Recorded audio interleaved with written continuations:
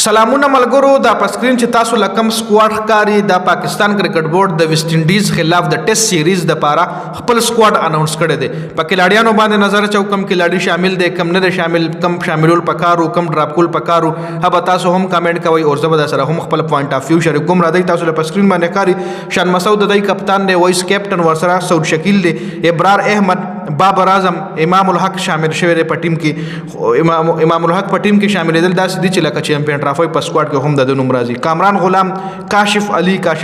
یو خک لړی د ګورو بسنګ پرفارمنس ورکي خرم شهزاد محمد علي محمد هوریرا محمد رضوان نومان علي روهیل نذیر بل وکټ کیپر دی ساجد خان اور سلمان علي آغا ساجد خان ډیر زیات خلکو د ساید ایشتو چې د ساوث افریقا خلاف ولې ډراپو نو ساجد خان اور نومان علي هم په ټیم کې واپسی شوی دا چې دواړه د پاکستان د سپین بالینګ مضبوط اٹیک ته تیر شوی چې کم د پاکستان ټیسټ سیریز په پاکستان کې غدي دواړو بادرانو پاکستان د پاره غټلو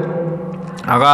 انګلند سره چې د انګلند ټیم د انګلند بیټسمنانو په پاکستان باندې 600 پلس سکور کړي وغه ټیسټ میچ تاسو لیاش چې کې بیا دای په ټیم کې شامل شو دای ښه پرفارمنس وکړو نو دا مکمل سکواډ دی که په دې موږ نظر واچو نو نوې کلاډي پکې امام الحق شامل شوی دی کاشف علي پکې شامل شوی دی محمد هوریرا پکې شامل شوی دی محمد علي پکې شامل دی نومان علي روهیل نذیر ساجد خان دا کلاډیان چې کوم دي دا پکې نوې شامل شوی دي د کلاډیانو لپاره چانس دی که چېرې دې سیریز کې دای ښه پرفارمنس وکړو دا خو کمپلیټ سکواډ دی کې چې یو لس کلاډیان کم ګراوند ته کوزيږي یو لس کلاډیان کم پلینګ 11 جوړیږي هغه کې یو لس کلاډیان لا چې کم کلاډی له هم چانس ملو شي نو غله په کار دي چې ښه پرفارمنس ورکي او چیمپیون ټرافي د پر خپل نوم کنفرم کړي د پاکستان په سکواډ کې اوس دې سکواډ لتا سو ګورئ دا سه کم کلاډي په دې سکواډ کې د چغانو پکار او یا دا سه کم کلاډي د چغا ډراپ ته او تاسو غوستل چې هغه په سکواډ کې شامل شوی ځکه داغه حق هغه زه لرلو هغه ډیزروینګ کلاډي او پاکستان کرکټ بورډ نه شامل کړي نو دا کلاډي نوم کمنټ کیږي